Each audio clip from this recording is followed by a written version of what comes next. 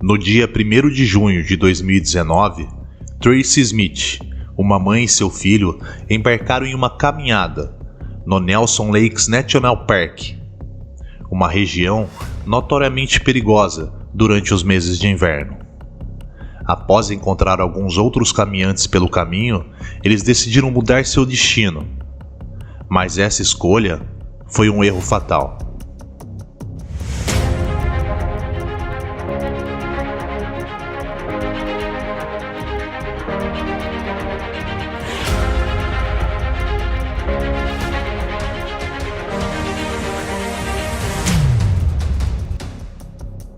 Olá e sejam bem-vindos ao Teorias do Desconhecido.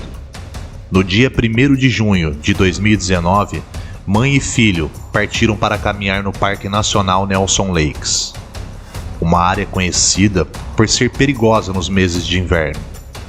Depois de encontrar alguns outros caminhantes ao longo do caminho, os dois mudaram espontaneamente seu destino final, o que acabou sendo um erro fatal. Depois de serem deixados para trás pelo grupo, uma série de decisões ruins foi tomada, resultando em uma história verdadeiramente assustadora de tragédia e sobrevivência. Essa é uma escalada em montanha que deu errado. O Parque Nacional Nelson Lakes está localizado no ponto mais ao norte dos Alpes do Sul, na ilha sul de Nova Zelândia. O parque foi estabelecido em 1956 e é famoso por suas belas florestas, córregos, lagos e montanhas intimidadoras. Localizado em Nelson, Tasmã, é ideal para caminhantes experientes em busca de aventura de vários dias. A natureza remota do parque é perfeita para caminhadas, com seus longos vales florestados, passagens altas e trilhas da montanha. Existem várias cabanas onde se pode ficar ao longo do caminho, algumas das quais precisam ser reservadas com antecedência, dependendo da temporada. Quanto às estações, eles recomendam caminhar durante o verão, já que o inverno pode ser particularmente perigoso para caminhantes inexperientes. Uma dessas caminhadas difíceis de inverno é a trilha até a cabana de Angela. E foi essa trilha que Tracy Smith e seu filho adolescente queriam completar no início de junho.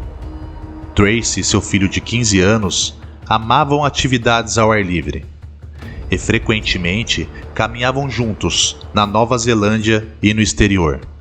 Eles eram considerados caminhantes experientes, acostumados a altitudes elevadas, mas nunca haviam feito caminhadas na neve profunda. Devido ao feriado nacional na Nova Zelândia, eles planejaram fazer uma trilha até a cabana de Angela, que fica a uma altitude de 1.650 metros. No dia anterior à caminhada, os dois ficaram em um alojamento local antes de partir na manhã seguinte. Tracy conversou com o gerente do alojamento e explicou seus planos para caminhar até a cabana de Angela. Nesse momento, ela foi informada pelo gerente para que evitasse essa caminhada, pois as temperaturas estavam despencando e as previsões do tempo não eram boas. Os gerentes mostraram para Tracy as condições previstas de 16 graus Celsius e a aconselharam a ficar na cabana de Bush. Tracy o escutou e os dois foram ao centro de visitantes do Departamento de Conservação, que confirmaram o que o dono da pousada havia dito. Eles disseram que ventos fortes e neve eram esperados na montanha e que era perigoso no inverno. Os dois aceitaram que provavelmente não era a melhor ideia a cabana de Angela e decidiram ficar na cabana Bush ao invés disso. Mãe e filho se dirigiram até o estacionamento no Monte Robert para iniciar sua caminhada. Em caminhadas anteriores, eles haviam alugado um localizador pessoal de emergência, mas por razões desconhecidas, desta vez eles não o fizeram.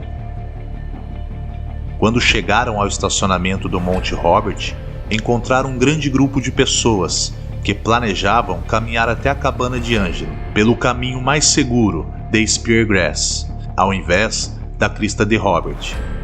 Sem o conhecimento de Tracy e seu filho, o grupo estava cheio de caminhantes jovens e experientes, e bem equipados para a jornada. Os dois começaram a conversar com o grupo e decidiram que se juntariam a eles para caminhar até a cabana de Angela. Uma decisão que eles viriam a se arrepender. Eles deixaram o estacionamento às 9h45 em direção à cabana Speargrass, onde fariam sua primeira parada e almoçariam. Eles chegaram à cabana às 13 horas, em bom estado de espírito, e almoçaram antes de seguir em direção à cabana de Angela às 13h30. As condições climáticas eram boas neste ponto. Estava frio e ligeiramente nevando, mas a visibilidade era muito boa, então o grupo continuou. Quanto mais o grupo avançava, mais difícil ficava a trilha. A neve agora começava a cair pesadamente e o terreno ficava mais íngreme. Foi quando Tracy começou a ter dificuldades. Uma parte da trilha era particularmente íngreme, o que obrigou os caminhantes a rastejar de joelhos na neve. Isso desacelerou Tracy. Na metade do caminho, seu filho percebeu que a mãe estava ficando para trás, e a esperou até que ela o alcançasse. Nesse ponto, ela estava fraca, mas ainda consciente. Sem perceber, os outros membros do grupo da caminhada seguiram em frente, e eles então se separaram. Daí em diante, as coisas pioraram muito. Tracy começou a mostrar sinais de hipotermia e estava sofrendo cãibra nas pernas. Ela não conseguia andar 3 metros sem cair, e eles estavam fazendo pouco progresso. Seu filho tentou arrastá-la, mas a neve estava profunda, o que tornava isso muito difícil. Agora próximo às 17 horas, o clima piorou dramaticamente e a visibilidade era próxima de zero. O grupo chegou no abrigo de Angelus Hall às 18h15, onde encontraram a voluntária responsável pelo abrigo. Os voluntários não tinham nenhum treinamento especializado e estavam lá apenas para ajudar os visitantes a aproveitar sua estadia. De acordo com o relatório do legista, a voluntária ouviu o grupo de 6 caminhantes chegando por volta das 18h30. Logo em seguida, um homem do grupo pediu ajuda, pois um de seus amigos estava com frio e desidratado. Ele informou à voluntária que 2 outros caminhantes estavam na trilha, logo atrás, sendo uma mulher mais velha e um jovem, que pareciam estar com dificuldades. Quando a voluntária foi ao dormitório de hóspedes para ajudá-los, ela viu que haviam 6 pessoas e imaginou que incluía mãe e filho, que ainda estavam na trilha. Ela então prestou ajuda e voltou para sua acomodação para passar a noite. Agora estava escuro. Os dois estavam com fome e sede, e o vento era tão forte que levou as lanternas de sua cabeça. Tracy, que agora estava rastejando, já aparentava várias escoriações em sua pele, o que a fez sangrar. Ela começou a congelar, e agora não conseguia mais falar. Seu filho tentou aquecê-la, mas não conseguiu. Nesse ponto, Tracy caiu de rosto na neve e não conseguiu continuar. O filho de Tracy percebeu que se não conseguisse ajuda, ele e sua mãe morreriam. Decidiu então tentar encontrar hospedagem, o que provou ser difícil por causa do clima. Ele não conseguia ver o caminho, o que levou a voltar acidentalmente para onde estava sua mãe. Quando ele chegou lá, ela infelizmente não estava mais se movendo. Ele temia o pior e tentou novamente chegar ao abrigo, o que eventualmente conseguiu às 23h15. Agora, ele também estava fraco e rastejando. A única maneira de pedir ajuda seria um localizador pessoal, mas o grupo decidiu não fazê-lo, pois estavam certos de que Tracy estava morta e não queriam colocar uma equipe de busca e resgate em perigo.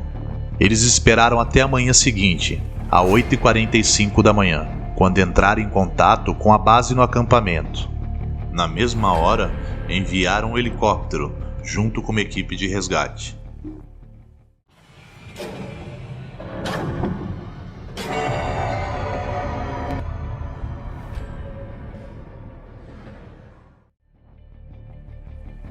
Ela foi encontrada sem vida às 10 horas, com seu corpo todo coberto de gelo. O relatório do legista afirmou que Tracy morreu de hipotermia. Estava sem resposta, sem pulso, sem respiração e com suas pupilas dilatadas. Sua morte foi um exemplo extremo de uma série de más decisões. O diretor executivo do Conselho de Segurança da Montanha disse que muitas vezes é fácil subestimar a importância de decisões aparentemente pequenas.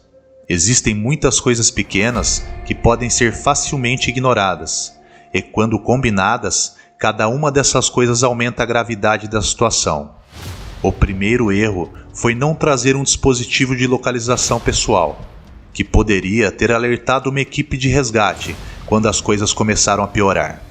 O segundo erro foi não ouvir aqueles que aconselharam a ficar longe da cabana Angela devido ao clima. Ela não tinha a roupa adequada para a neve e não levou suprimentos com ela.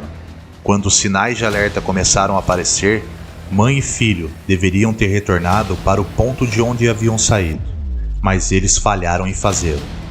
Todos esses fatores contribuíram para sua morte.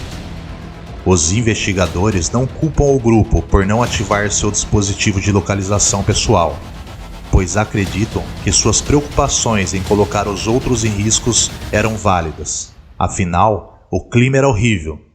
Eles descobriram que o voluntário da cabana não sabia que o rádio poderia ser usado para ligar para a equipe de resgate, o que levantou questões sobre seu treinamento. Uma revisão completa de treinamento dos guardiões voluntários foi realizada para abordar essa questão. Agora há sinais em todas as rotas para a cabana de Angela, que dizem: você está cansado? Está com frio? Falta muito para chegar? Se você não está se sentindo bem, volte agora. Vai ficar cada vez mais difícil. Vire agora. Isso deve ter sido uma experiência realmente assustadora para Tracy e seu filho. O legista reconheceu que seu filho agiu bravamente e fez tudo o que pôde para salvar sua mãe. Mas infelizmente, a montanha venceu a luta dessa vez. Montanhistas que a conheciam a descreveram como uma mulher gentil e de alegria contagiante, sempre bem intencionada. E é assim que ela será lembrada. Obrigado por você que assistiu o vídeo até o final. Não esqueça de deixar o like. E se gostou da história, inscreva-se. Obrigado e até o próximo vídeo.